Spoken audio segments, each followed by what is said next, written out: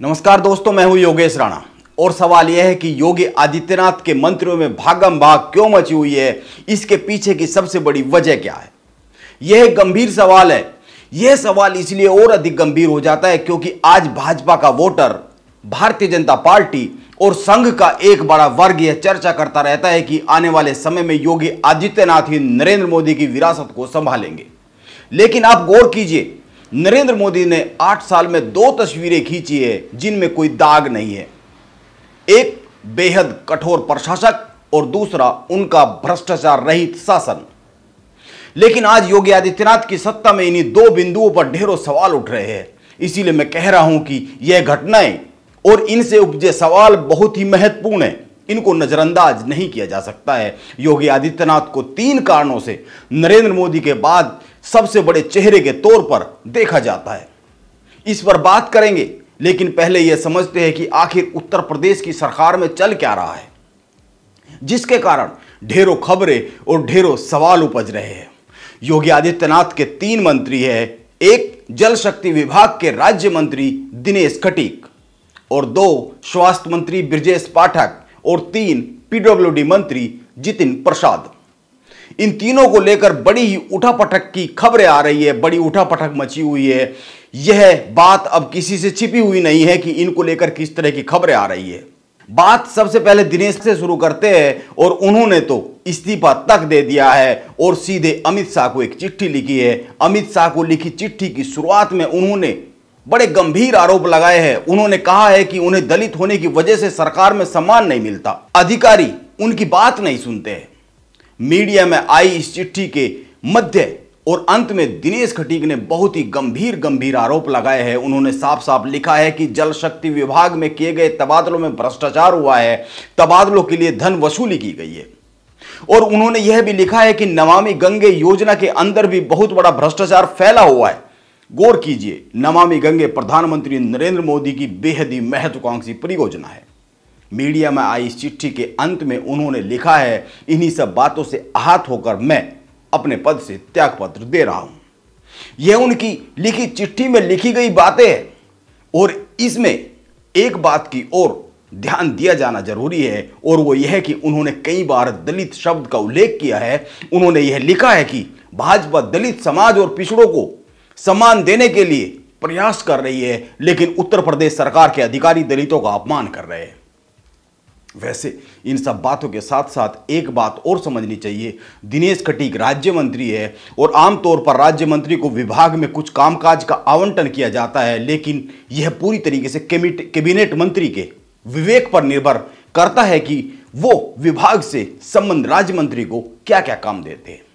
और गौर किया जाना चाहिए कि जल शक्ति विभाग के कैबिनेट मंत्री स्वतंत्र देव सिंह है।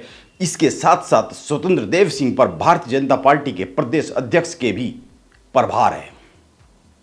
अब यह भी समझना चाहिए कि आज अगर दिनेश खटीक परेशान है, नाराज है, अधिकारी उनकी बात नहीं सुन रहे हैं, तो इसके लिए कौन जिम्मेदार है? विभाग के अफसर या फिर विभाग के अफसरों और राज्य मंत्री के बॉस कैबिनेट मंत्री स्वतंत्र देव सिंह? जाहिर सी बात है, यह मामला एक ही दिन में इस लेवल तक नहीं पहुंचा होगा जहां आज पहुंच गया है, जो ये विस्फोट हो गया है। इसीलिए सोचने वाली बात यह है कि क्या स्वतंत्र देव सिंह ये इंतजार कर रहे थे कि यह मामला यहां तक पहुंच जाए? यह भी एक सवाल है। और अब दूसरे मंत्री पर आते हैं। योगी आदित्यनाथ के दूसरे कार्यकाल में जो सबसे बड़ा बदलाव देखने को मिला था वह था डॉक्टर दिनेश शर्मा की जगह पर ब्रजेश पाठक को डिप्टी सीएम बनाया जाना। ब्रजेश पाठक स्वास्थ्य मंत्री है और खबरें आ रही है कि विभागीय अधिकारी उनकी भी नहीं सुन रहे हैं। इसका प्रमाण यह है कि पिछले दिनों विभागीय स्तर पर हुए तबादलों के बाद ब्रजेश पाठक नाराज हो गए। मामला मुख्यमंत्री दरबार तक पहुंचा। योगी आदित्यनाथ ने इन तबादलों पर जांच बैठा दी। ब्रजेश पाठक भी भ्रष्टाचार के खिलाफ लगातार कार्रवाई करने की मांग कर रहे हैं। यानी यहां पर भी मामले की जड़ में भ्रष्टाचार की बात और मंत्री और अफसरों के बीच खींचतान है। आइए अब तीसरे मंत्री पर आते हैं। पीडब्ल्यूडी मंत्री है जितिन प्रसाद।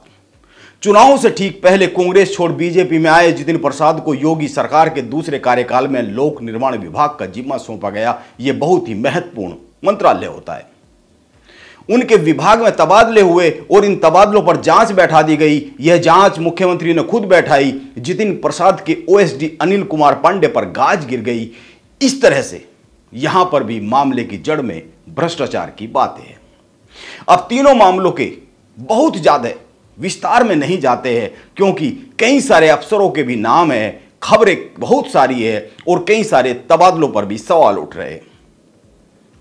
लेकिन दो बातें बहुत ही साफ साफ दिख रही है। एक, तीनों ही मामलों में भ्रष्टाचार शब्द कहीं ना कहीं पर आया हुआ है। और दो, जैसे नरेंद्र मोदी की छवि एक कठोर प्रशासक की है, उसी तरह से योगी आदित्यनाथ की छवि भी एक कठोर प्रशासक के तौर पर जानी जाती है। ऐसी छवि बनती रही है। लेकिन इन मामलों ने भ्रष्टाचार रहित शासन और कठोर प्रशासक, इन दोनों ही छवि को कहीं ना कहीं चोट पहुंचाई है और एक सवाल को जन्म दिया है। और सवाल यह है कि क्या योगी आदित्यनाथ की पकड़ से कुछ बाहर है? इन बातों पर गौर करने की जरूरत है। और गौर तो इस बात पर भी करने की जरूरत है कि आज भाजपा में 3 लोगों को बड़ी उम्मीद के साथ देखा जाता है। 1 योगी आदित्यनाथ, 2 देवेंद्र फडणवीस और 3 हेमंत बिस्वा। और जैसा कि मैंने शुरू में चर्चा की, इन तीनों में से योगी आदित्यनाथ की तरफ को लेकर अक्सर यह चर्चा होती रहती है कि आने वाले समय में नरेंद्र मोदी की विरासत को योगी आदित्यनाथ ही संभाल सकते हैं। जो इसके पक्ष में बातें करते हैं वो इसके पीछे सबसे बड़े 3 कारण गिनाते हैं। और 3 कारणों में वो कौन कौन से कारण गिनाते हैं? नंबर 1, योगी आदित्यनाथ आज की तारीख में भाजपा के हिंदुत्व के सबसे बड़े ब्रांड है नरेंद्र मोदी के बाद। और नंबर 2, नरेंद्र मोदी की खासियत यह है कि वो हिंदू हृदय सम्राट के साथ साथ विकास पर फोकस करने वाले विकास पुरुष नेता की छवि को बनाने में सफल रहे हैं। इसीलिए उत्तर प्रदेश से भी आजकल लगातार निवेश की खबरें आती है और इन खबरों के जरिए और इस निवेश के जरिए योगी आदित्यनाथ भी विकास पुरुष होने की छवि की ओर बढ़ रहे हैं। और तीसरी बात, संघ भाजपा और भाजपा का वोटर का बड़ा वर्ग योगी आदित्यनाथ में आने वाले समय में बड़ी उम्मीदें देखता है। और फिर यह भी नहीं भूलना चाहिए कि वो उत्तर प्रदेश में सफलता के साथ दूसरा कार्यकाल शुरू कर चुके हैं। और फिर आप एक बात को और कैसे भूल सकते हैं, और वो यह है कि उत्तर प्रदेश के विधानसभा चुनाव से पहले नरेंद्र मोदी और योगी आदित्यनाथ की एक तस्वीर वायरल हुई थी। इसमें नरेंद्र मोदी योगी आदित्यनाथ के कंधे पर हाथ रखे हुए थे। इस तस्वीर के भी राजनीतिक पंडितों ने बहुत से मायने निकाले थे। ये वो बहुत सारे कारण हैं जिनकी मैं बात कर रहा हूं। ये वो बहुत से कारण हैं जो बीच बीच में चर्चा में रहते हैं, जिनके माध्यम से भाजपा की आने वाली राजनीति की एक तस्वीर बुनी जाती है। लेकिन उत्तर प्रदेश से आने वाली ये खबरें चिंता पैदा करने वाली खबरें हैं और शायद इन खबरों की चिंता को योगी आदित्यनाथ भी भांप रहे हैं। इसीलिए उन्होंने कैबिनेट मंत्रियों को अधिकारियों पर आंख मूंद कर भरोसा नहीं करने की सलाह दी है, ताकि किसी भी तरह के भ्रष्टाचार से बचा जा सके।